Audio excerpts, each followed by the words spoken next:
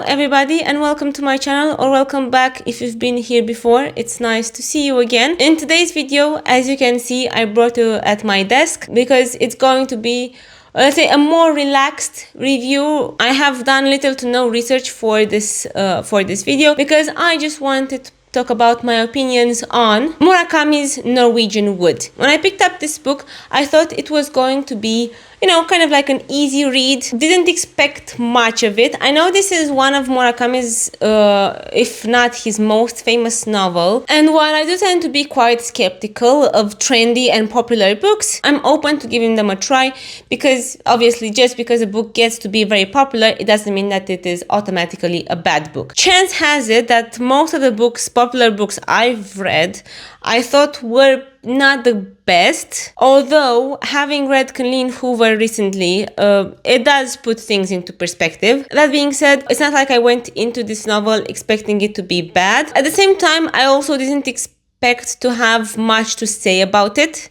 Again, I looked at it kind of like an easy read, something you read on the side, something you enjoy in the moment, but then you move on and it doesn't really sit with you for a long time, which was very far from the truth. And I realized I have a lot of thoughts on this book, and given its popularity and its good reviews, I wanted to contribute to the world with a critique of this book because I feel like it deserves to be criticized. But before we get into the review itself and talking about the summary and all that, I have to do something that the novel didn't do and I feel like it should have, and that is give trigger warnings. This video will include talks of mental health problems, depression and suicide, and also sexual assault and sex with minors. So if you're in a place where you don't feel comfortable to listen to discussions on that topics, it's better to skip this one because they are very tied to the book, and I feel like the novel should give trigger warnings too. Now, to be fair, I've read the Romanian version, and trigger warnings are not as common and as widely used in Romania as they might be in more Western countries. I don't know about English versions. Maybe they have them, maybe they don't. Either way, I do feel like this novel does require them because I feel like its descriptions and what you hear about it or read about it before you get into the book can be quite misleading. And for me, honestly, when the first suicide was mentioned, it was really a surprise and quite of a shock.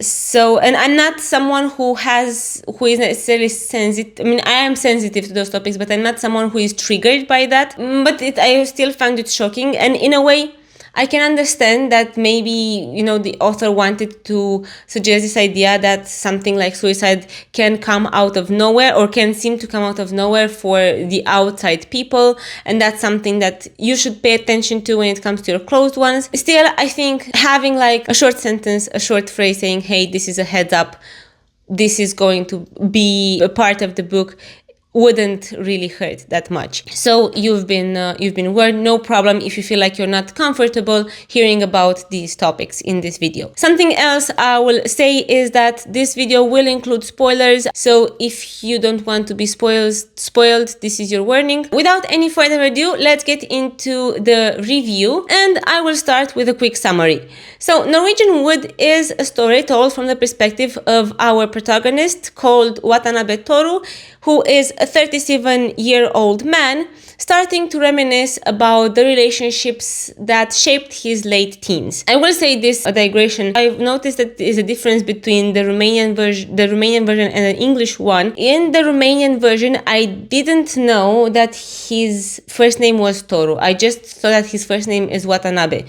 But then I got the English version, and I've also watched some reviews in English, and I noticed that they called him Toru. And that is his first name. Watanabe is his family name. So that's an interesting difference. I'm not sure exactly why that happened, but since I read it in Romanian, I will call him Watanabe, just so you know his first name is actually Toru. Back to the summary. Watanabe finds himself in an airport in Germany, and he starts to look back at his younger years. This trip down memory lane starts with him being on a walk with one of his close friends at that time, a girl called Naoko. And as he describes them going on this walk, he also starts to get into their background. That's how we find out that Watanabe and Naoko actually had a common friend, a close friend called Kizuki, who committed suicide when he was only 17 years old. This event obviously impacted both of them, and it sparked a strange and blurry relationship between the two. As their first year of university starts, they spend a lot of time together, mostly walking without necessarily speaking a lot, and obviously avoiding the elephant in the room, that being Kizuki's death. On Naoko's 20th birthday, she invites Watanabe to her house to spend time together and to celebrate. Her birthday, however, triggers memories of their late friend, and she starts talking about him, which leads to her having a full-on mental breakdown, with crying really loudly and uncontrollably. Watanabe sees her, he tries to comfort her by hugging her, at which point he decides that a good idea would be to try to sleep with her. And then they sleep together. This obviously doesn't make Naoko feel better, and after this event, Naoko decides to go away and check herself in a non-conventional sanatorium in order to deal with her struggles and her mental health issues. After this event, Watanabe doesn't hear from Naoko anymore, and he just goes on living his life as a student. He becomes friends with another boy who lives in the same dorm as him, called Nagasawa, and they connect because they both love The Great Gatsby. Nagasawa is an interesting character to Watanabe. Interesting meaning that he is rich, self-centered, and he doesn't really care much for the people around him, and he likes to sleep around with a lot of girls. The rumor around the dorm goes that he has slept with approximately 100 girls, but Nagasawa clears the rumor up and tells us that it was more like 78. Mind you, all this while having a girlfriend that wasn't really into him sleeping around. Watanabe also befriends a girl named Midori, who is quirky and different because she talks about sex openly, and she says that she would like to perform oral sex on her boyfriend, but her boyfriend refuses this favor. At some point, Watanabe receives a letter from Naoko explaining to him what happened and where she is, and she invites him to visit her at the sanatorium. Now, Watanabe feels a certain responsibility and made a promise to Naoko that he is going to stand by her and help her get over what happened with Kizuki. So when he gets a letter from Naoko, he decides to go to the sanatorium straight away.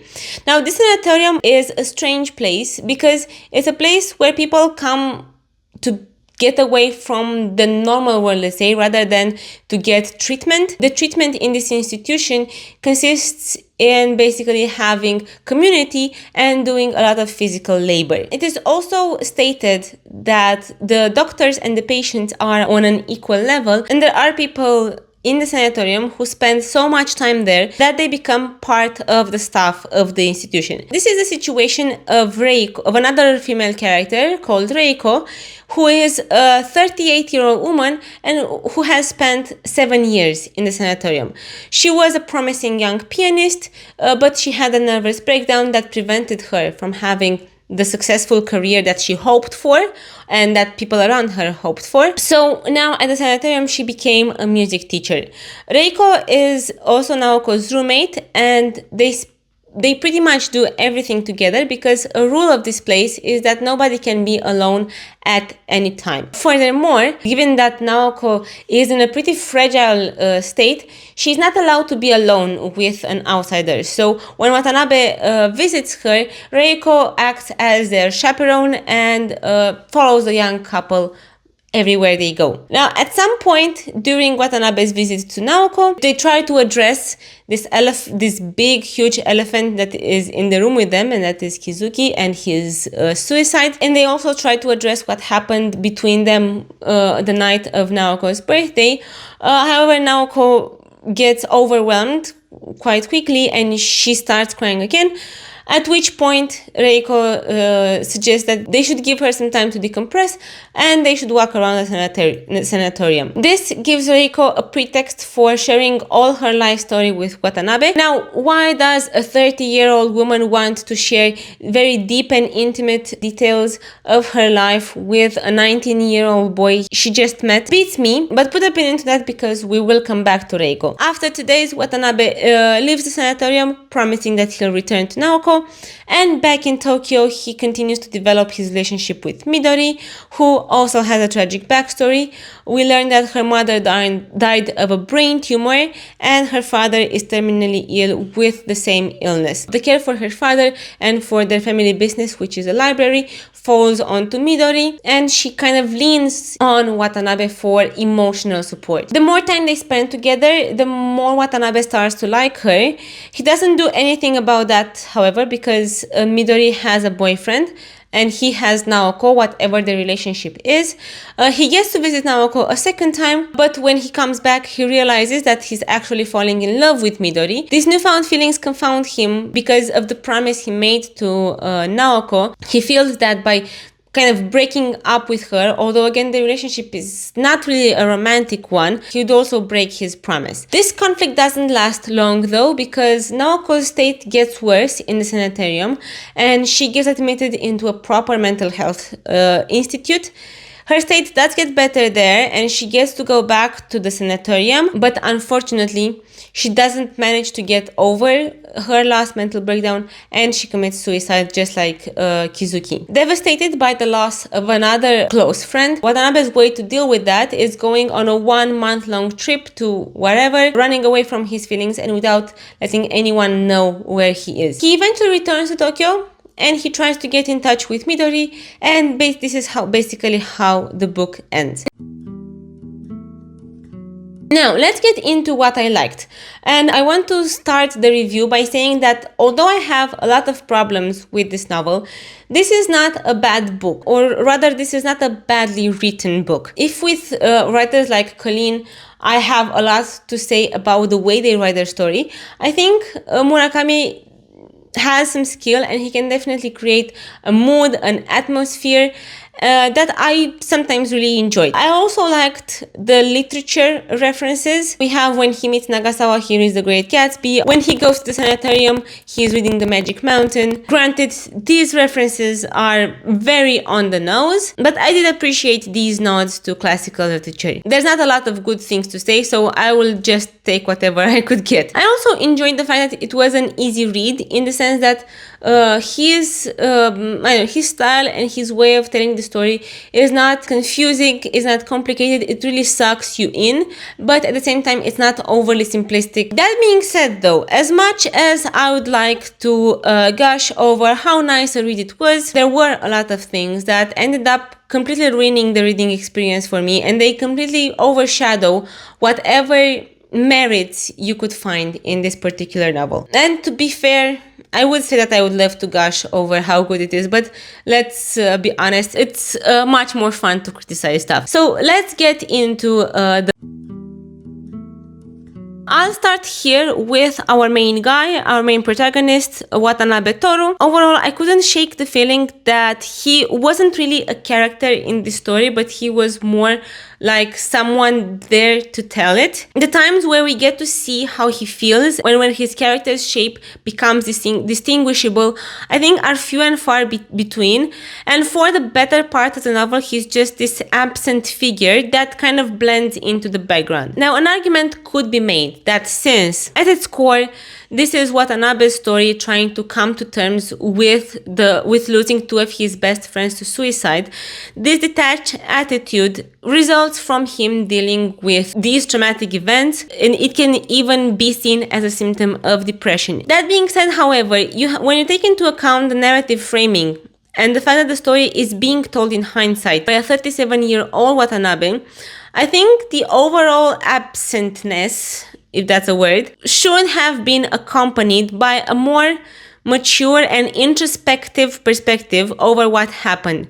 Because once we get into the meat of the story, Watanabe's voice is very much the voice of a 20-year-old boy trying to navigate the complexities of life. Now, this was something that really bothered me as I was reading, because I was constantly feeling like we're missing some very valuable insight into our protagonist's psyche, something that would help us fully understand him and relate to him. Don't get me wrong, I thought the framing of the story was a great idea, because not only does the reader get to see the protagonist as a young man living through some very tough times, but they also get a glimpse into how those experiences shaped his adult self. With that being said, to me it seemed like after he moved on from the start of the story, Murakami completely forgot about his framing, which resulted, as far as I'm concerned, into a pretty boring narrator who lacks introspection and is just moving about the world trying to run away from his feelings and sleep with as many girls as possible. Which leads me into maybe the biggest problem I have with the narrator and the book overall, and that is Now, I have to say this is something I have noticed in a lot of male writers across countries, cultures, time periods, and that is women in these works are generally depicted more like this sort of alien, mysterious creature, which are different, a lot of times inferior, from men in a fundamental way.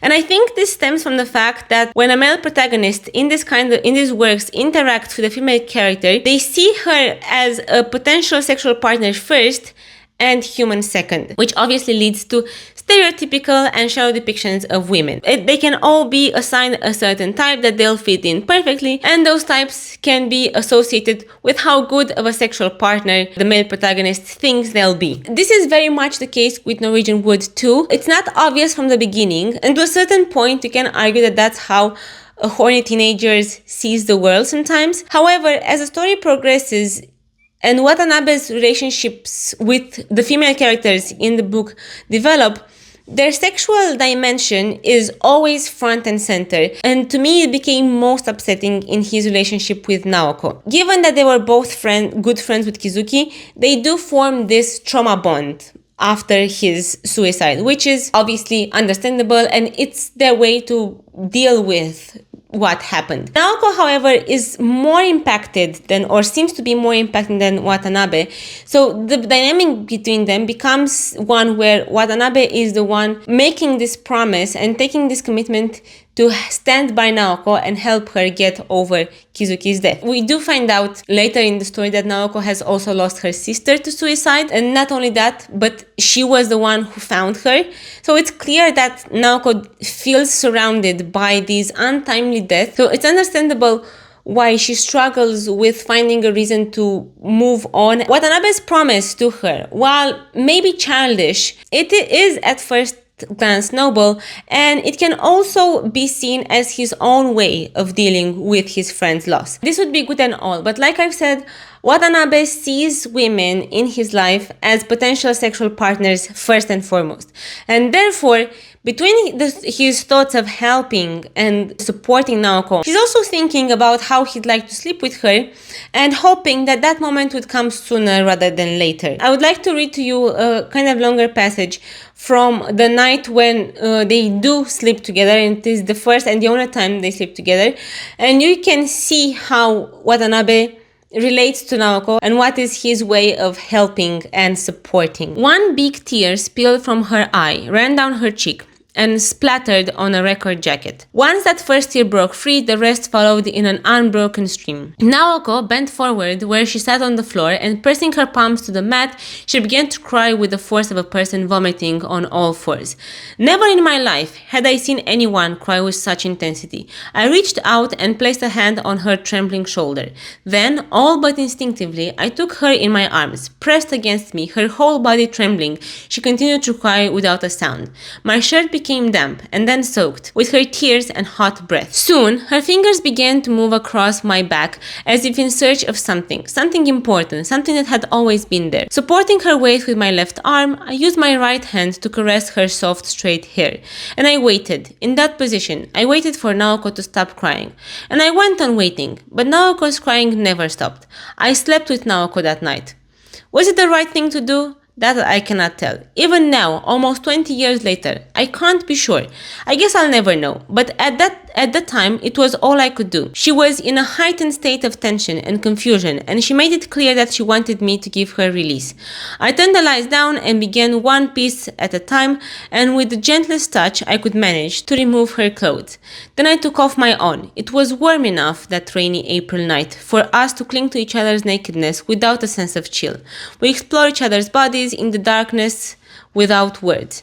I kissed her and enfolded her soft breast in my hand. She clutched at my erection. Her opening was warm and wet and asking for me. And yet when I went inside her, Naoko tensed with pain. Was this her first time? I asked, and she nodded.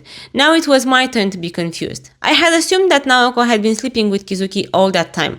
I went in as far as I could, and I stayed that way for a long time, holding Naoko without moving. And then, as she began to seem more calm, I allowed myself to move inside her, taking a long time to come to climax, with slow, gentle movement.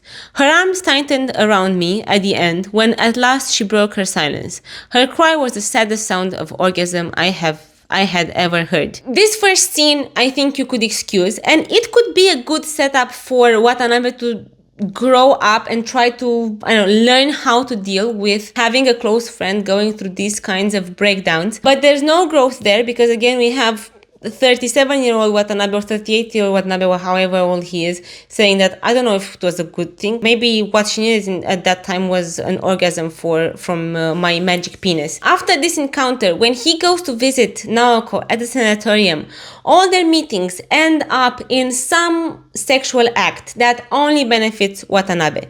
And although he claims to go to Naoko to help her, based on his actions, it seems like he's actually helping himself relieve his boner for Naoko, who is dealing with very serious mental health issues. So I couldn't help but wonder, what kind of comfort does Watanabe provide to Naoko?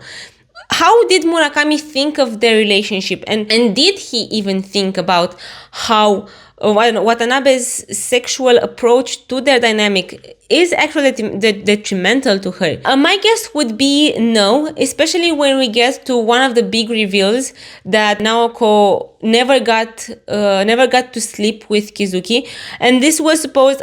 To be honest, I didn't pick up on it because I didn't think it was a big deal, but apparently it was. So Naoko was in a relationship with Kizuki as teenagers, so they were 16, 17, and they never slept together. And for me, that's not like such a big deal. You don't have to sleep together. Not all teenagers feel ready for that intimacy at that age. I think it was pretty normal, but apparently it's not treated as such, and Naoko reveals that the reason she didn't sleep with Kizuki was because she was never wet for him.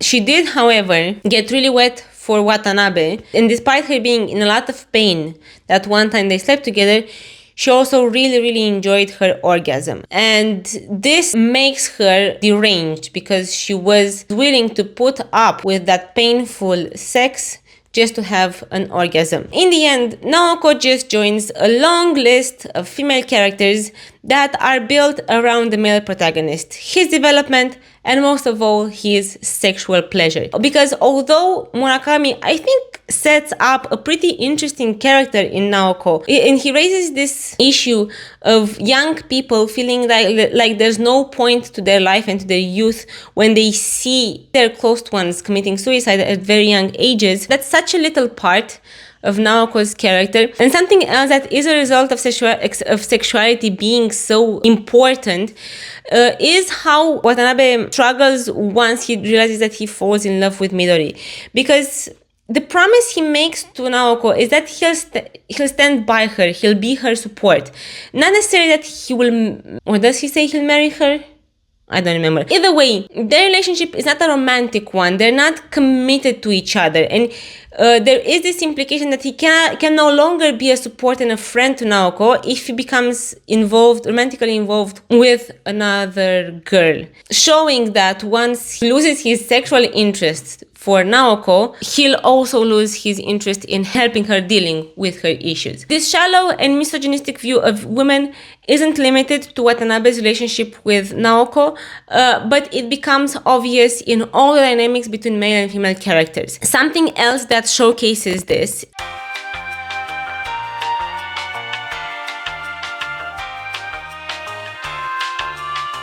It's not like I'd expect maturity and long-term commitment from them.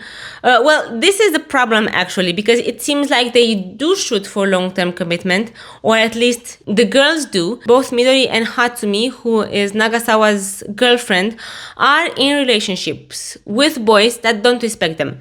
In Midori's case, she is shamed by her boyfriend for her sexuality and for her curiosity when it comes to sexuality. It's clear that they want different things from relationships. In Hatsumi's case, I'll read you another passage. "You just don't understand a man's sexual need," said Nagasawa to Hatsumi. "Look at me, for example. I've been with you for 3 years, and I've slept with plenty of women in that time. But I don't remember a thing about them. I don't know their names, I don't remember their faces. I sleep with each of them exactly once. Meet them, do it, so long. That's it. What's wrong with that? What I can't stand is that arrogance of yours," said Hatsumi in a soft voice. "Whether you sleep with other women or not is beside the point. I've never really gotten angry at you for fooling around, have I? You can't even call what I do fooling around. It's just a game. Nobody gets hurt," said Nagasawa. "I get hurt," said Hatsumi.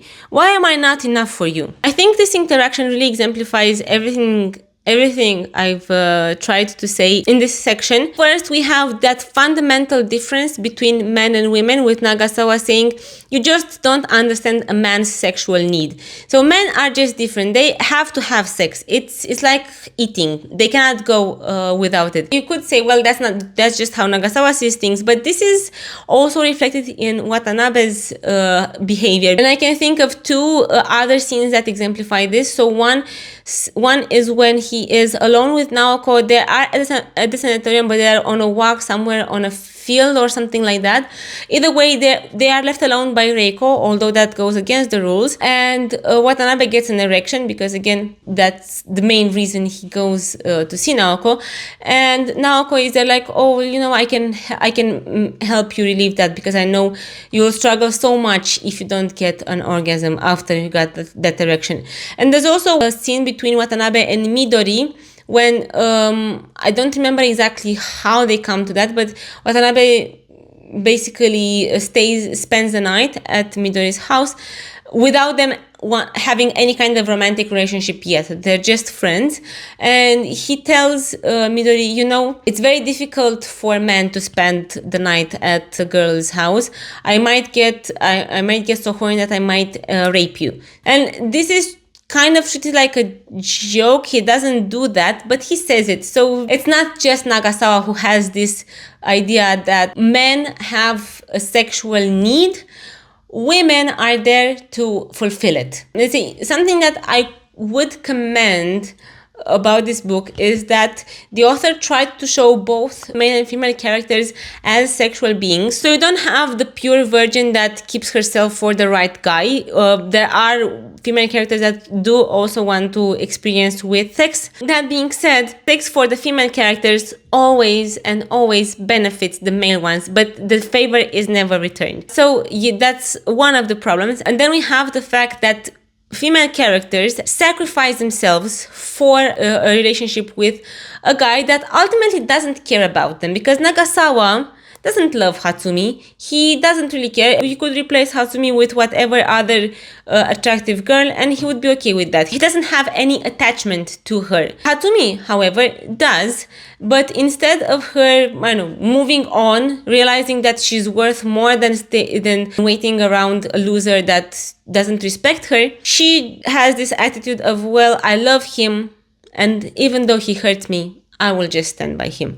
And this actually reminded me of Eleanor Glynn. If you've seen my last video on romance books, you know what I'm talking about, where she has that passage saying that women are willing to deal with abuse as long as you show that you love them. And I think it's a similar situation in Nagasawa and Hatsumi's case. Nevertheless, it further reinforces these misogynistic ideas that women only want fully committed relationships. They are only sexual for the benefit of their male partner, and males just want to go and sleep around because they have to fulfill this natural need they have for relieving their erection. Because God forbid an erection goes unrelieved. What a world would that be? Now moving on, I'd like to talk about what could be considered a more controversial take on this story, and that is the villain of this book. I realize that this is not the kind of novel that has good characters and bad characters. I know that they are supposed to be well-rounded and flawed and all of that. That being said, this is my opinion, and I think it's the correct one. So let's talk about the villain of the story, which is Reiko. Like I've mentioned in the summary portion, Reiko is Naoko's roommate at the sanatorium. She develops a close relationship with Naoko as well as with Watanabe, even though Watanabe spends just a few days with Reiko all together, but she becomes close enough with him to tell her whole life story, including the reason she's at the sanatorium and she refuses to go back to the real world. And let's get a little bit into that. After Reiko had her first breakdown, and she had to come to terms with the fact that she's never going to become the successful concert pianist that everybody thought she would be. She meets a nice man, she gets married, they have a daughter, and everything seems to stabilize for her. She also starts to rediscover her passion for music by playing the piano, but this time playing it for herself without that pressure of having to perform for the expectations of others, which I thought was an interesting thing to mention, and I would have liked to see it developed a bit more, but whatever. One day, while playing the piano in her house, a neighbor's daughter, who is 13 years old, hears her and she makes her mother ask Reiko for piano lessons. Reiko is reluctant at first because, again, she's doing this for herself. She doesn't want to make it a profession. However, the girl's mother insists, and in the end, Reiko accepts to take her on as her student. Now, Reiko is charmed by this girl. She says that she was very beautiful, she's very charismatic. She also mentions that she was sure the girl was able to manipulate everybody around her to do just as she pleases. Another thing that she says about this girl before getting into her story is that she was a pathological liar, so she had no problem lying about all sorts of things, unimportant things. Classes go well in the beginning, until one day when the girl appears to be feeling sick. Concerned for her student, Reiko tells her to go and lay down to feel better, at which point the student asks Reiko to rub her back, saying that would make her feel better, and this seemingly innocent gesture turns into the student seducing Reiko, and they end up having sex. While Reiko tries to resist the 13-year-old seduction, she struggles with that. At some point, however, she does manage to gather up all her powers and she slaps the student, breaking her lip. Shocked, obviously, by the slap, the student gets up, goes home, and obviously tells everybody that Reiko is a lesbian and she tried to harass her. As a result of this event, the neighbors start avoiding Reiko and marginalize her, which causes Reiko to have another mental breakdown and finally determines her to decide to go away from society. She leaves her husband, she leaves her daughter, and she checks into the sanatorium where she has spent the past 7 years. The first problematic thing about this story is that being a lesbian is portrayed akin to a mental illness.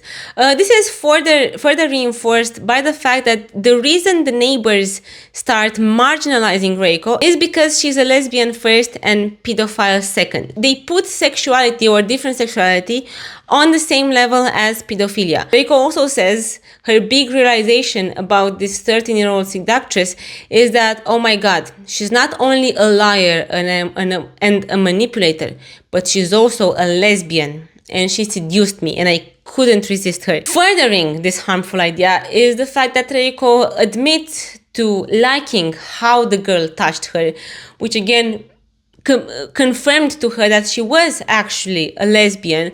So there was no place for her in the real world. The only place for her was a mental sanatorium. Now, the bigger problem, although villainizing queerness and homosexuality is a huge problem in itself, but the bigger problem is that she blames all of this on a 13-year-old child. And even if we were to entertain the idea that this young girl, this preteen girl, had some sort of problem that make her desire sexual interaction with a teacher. Reiko was still the adult in that situation. She was the one that was in charge, and she was the one that should have prevented this from happening. Besides Reiko having sex with a 13-year-old girl, it's also the way she sets up her story when she talks to Watanabe. Well, first of all, is the fact that she talks to Watanabe about this, and which I found suspicious.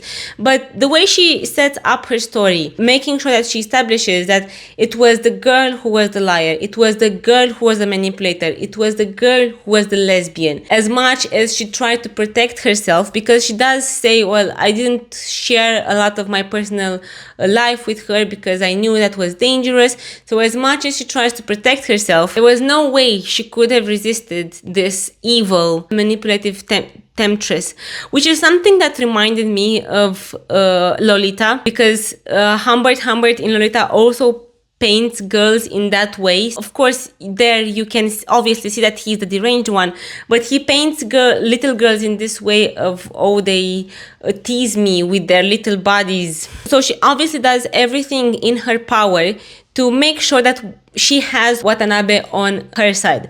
What's more, Watanabe is a teenager. He is in a very vulnerable position. And the fact that Reiko discloses such personal details, and look, I'm not saying it's necessarily wrong. She told him about, oh, I'm here because I couldn't deal with the pressure of life. And there was, I mean, there could have been a way for her to share the reason why she's there for so long without being creepy. But the way she does it, it's a manipulation tactic, because groomers do tend to talk about very personal things to their victims. So they give them this sense of being close, of being intimate. Once you make your victim feel like your friends because you can disclose these very vulnerable things, they're just easier to control. But it's not just Reiko's relationship to Watanabe that I find suspicious and problematic. It's also her relationship with Naoko. Because as the story moves forward, we see that she is very, very involved in Naoko's life. She admits to Naoko that she's in love with Watanabe, which obviously creepy. Why would a 30-year-old woman be in love with a 19-year-old boy? It just further reinforces Reiko as a predator. Taking all this into account, in my version of the story and in my interpretation, Reiko is in the sanatorium not because she's a lesbian, nothing wrong with that, obviously, but because she's a bit too keen on kids and young people. Her relationship with Naoko is very strange too, and I know to a certain degree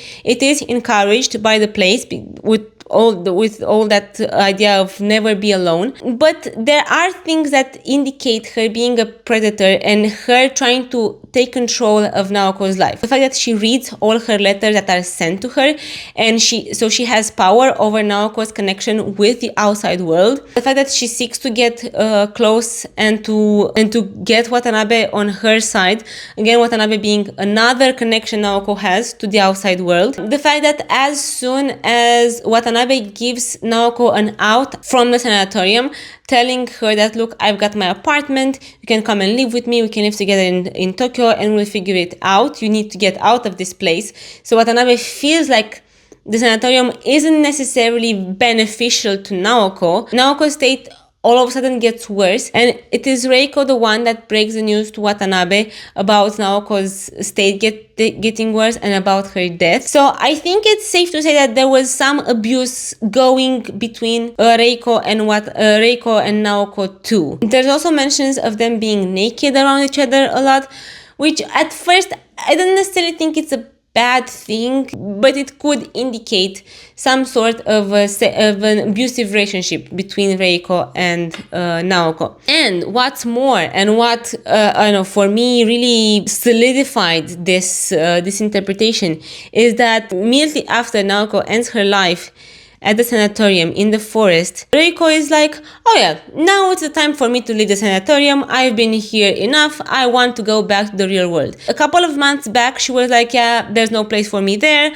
I'm good here. I'm teaching piano. Under no circumstances could I go back to society. After she loses her roommate and her victim, I would add, she's like, oh yeah, now it's time for me to go back to the real world, because that's where most of the young people are. And to add on top of that, the fact that after she leaves the sanatorium, she goes to Watanabe dressed in Naoko's clothes, which again, really creepy and she sleeps with him. I don't know what Murakami's intentions were with Reiko, because to be honest, if I leave aside my theory and my interpretation and look at her as the character and how she impacts our protagonist, Tanabe doesn't really get much from her other than a traumatizing story.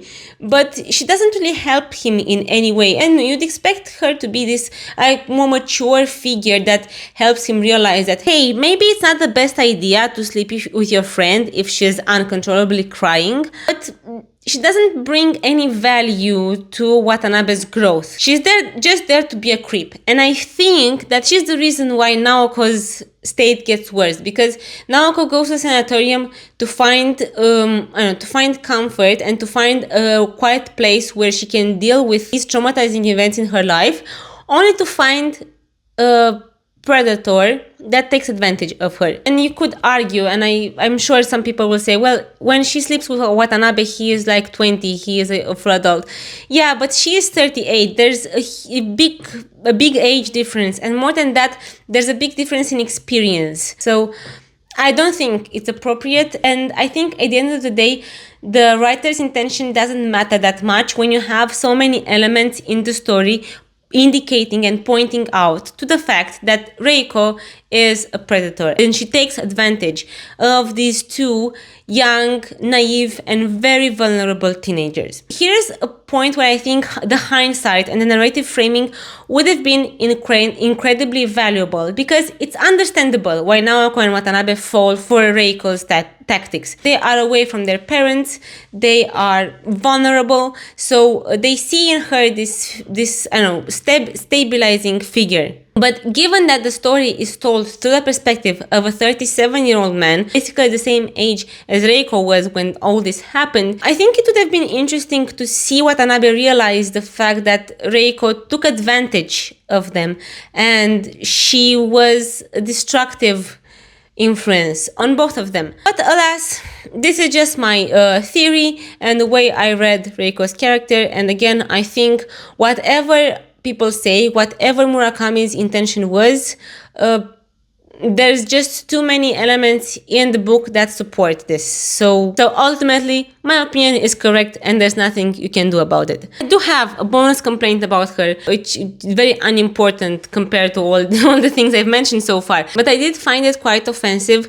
The fact that the first time Watanabe sees Reiko, he emphasizes how wrinkly she is. And based on that description, I was like, oh, okay, she's like a 60-year-old woman. And when I found out that she's 38, I mean, okay, you get some wrinkles at 38, but you're not so wrinkly that all your body's wrinkles point to one point. I don't know. It's weird. But based on everything I've said so far, what can you expect from this male writer?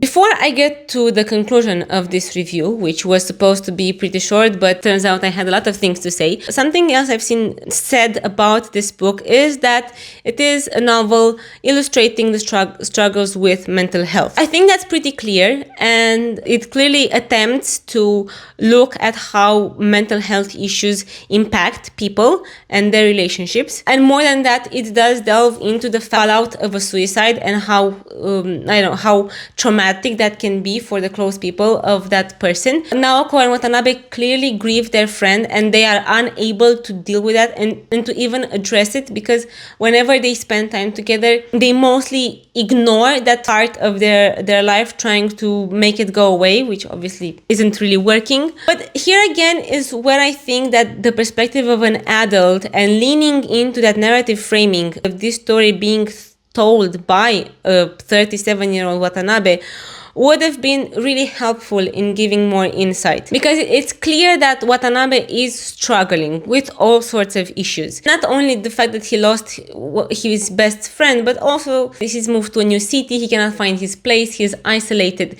So there's all these elements that are important to represent in art and in literature. But ultimately, to me, it felt pretty shallow, because like I've said in the beginning, we lack that introspectiveness needed to illustrate these complex problems. Because I feel like the point was to see the story of a 20-year-old Watanabe dealing with these, again, traumatic events, these things that is very difficult to deal with and they're impossible to comprehend. So him dealing with this and not knowing how to cope with them, seeing them from the perspective of him being grown up and finding a way to live with and to move on from what happened. However, that wasn't done, and what really cemented the shallowness of how Murakami dealt with mental health in his novel is how Watanabe eventually gets over all his trauma.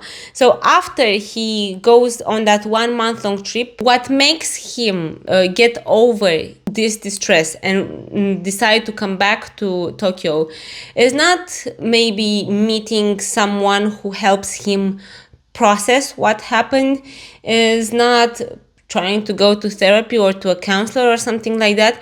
No, he remembers what Nagasawa tells him, and that is, and I quote, "Don't feel sorry for yourself," he said. "Only assholes do that." So if you are dealing with depression, or if you've ever dealt with depression, you're welcome for this invaluable piece of wisdom.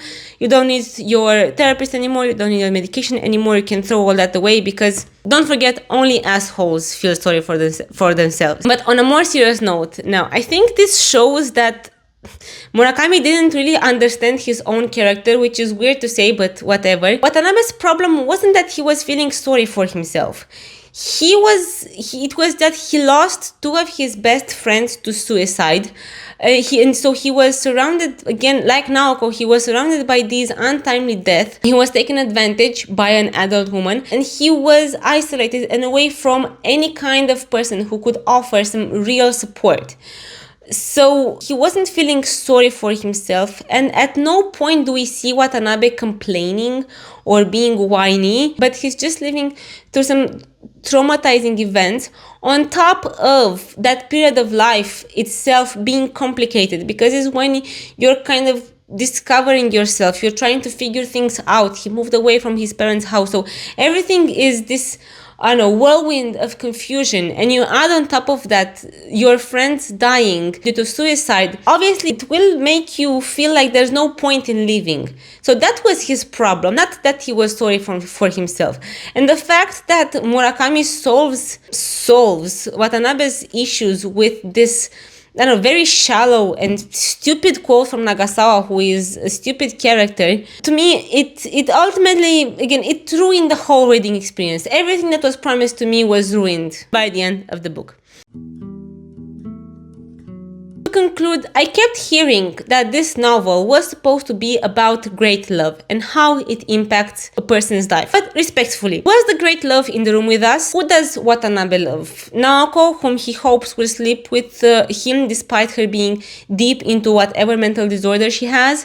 Midori, whom she likes because she's hypersexualized and she wants to give head to whatever boy she's with, and also she promises to wear a red hat while on her period, so Watanabe will know when she's a bitch. Reiko, who is a creep that takes advantage of him. I know that loving someone can be complicated. I don't think that love always needs to be this elevating feeling that makes things better, because it's not that way. That being said, Watanabe is, so self-centered and detached and focused on his own boner.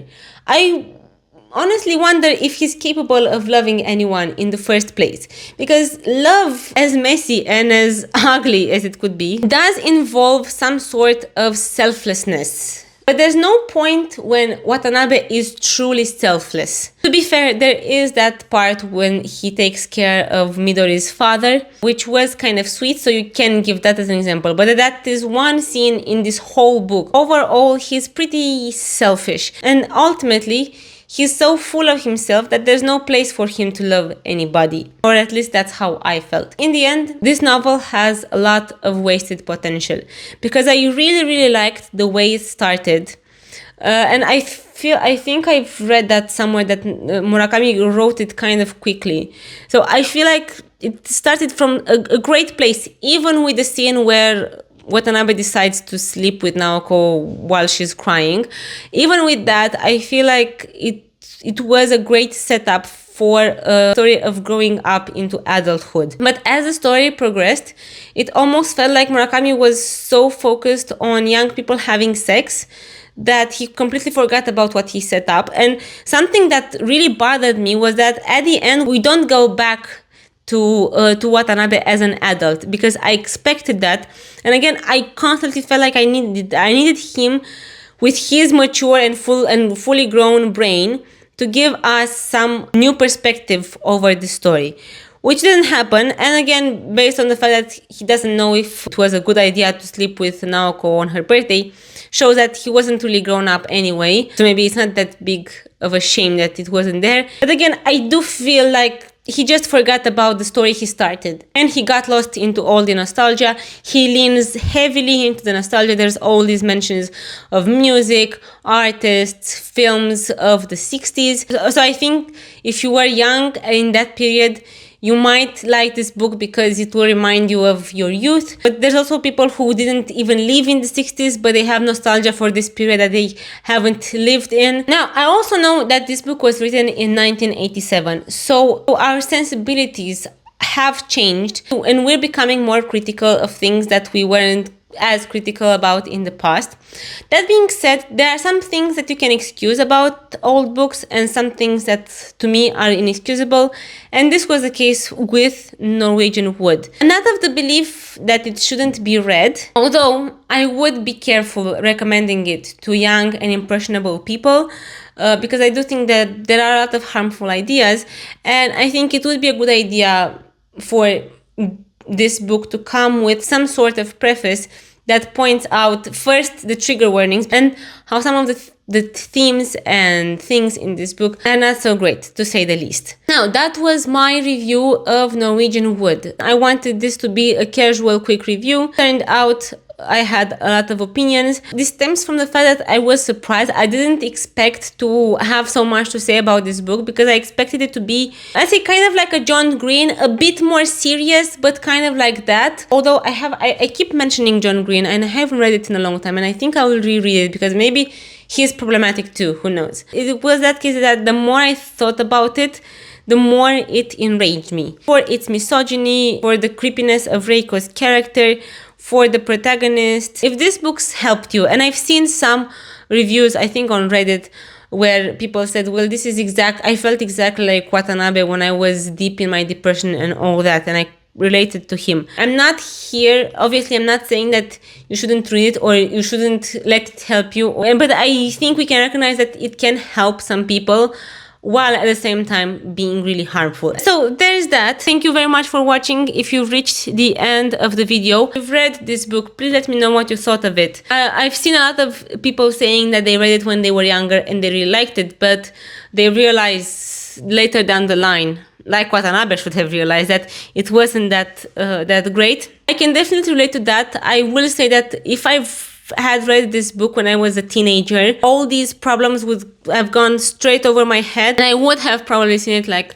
a great love story. We'll never know, because I cannot go back to that time and that brain. But I would love to hear what your opinions were, and I would love to hear what you think of my interpretations, and maybe if I was out of line. I'm open to criticism of my read of this novel. And that being said, that's it for today. Thank you for watching, and I hope I'll see you in my next video.